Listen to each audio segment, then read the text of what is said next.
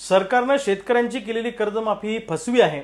अत्यंत जाचक अटी आणि निकष कर्जमाफीमध्ये घातल्यामुळे 10-15% शेतकरी सुद्धा कर्जमाफीत बसणार नाही अशी परिस्थिती आहे। मुळामध्ये ही कर्जमाफी कर्जमुक्ती मिळवण्यासाठी आम्ही शेकडो गुन्हे अंगावर दाखल करून घेतलेले आहेत।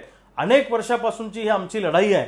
राज्यभर मी स्वतः सभा घेतल्या, अनेक ठिकाणी मी आणि आमच्या सहकाऱ्यांनी ठिकठिकाणी आंदोलन केली।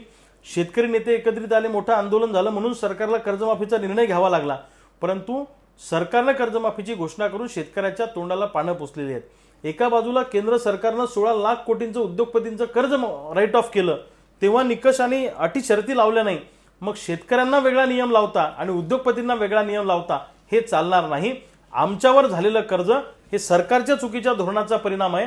तुम्ही चुकीचे धोरण राबवले म्हणून आमच्या शेतीमालाला भाव मिळाला नाही, पर्यायाने आमच्यावर हे कर्ज झालं। आमचं कर्ज फेडणं ही सरकारची जबाबदारी आहे।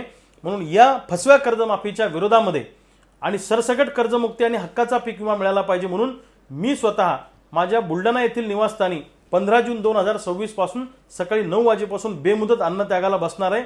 जोपर्यंत सरसकट कर्जमुक्ती होणार नाही, अटी शर्ती त्यातल्या काढल्या जाणार नाही आणि हक्काचा पीक विमा मिळणार नाही, तोपर्यंत मी अन्नाचा एक कणही खाणार नाही। मी महाराष्ट्रातल्या शेतकऱ्यांना आवाहन करतो की भावांनो, आपापल्या भागामध्ये लोकशाही मार्गाने आंदोलनाला सुरुवात करा।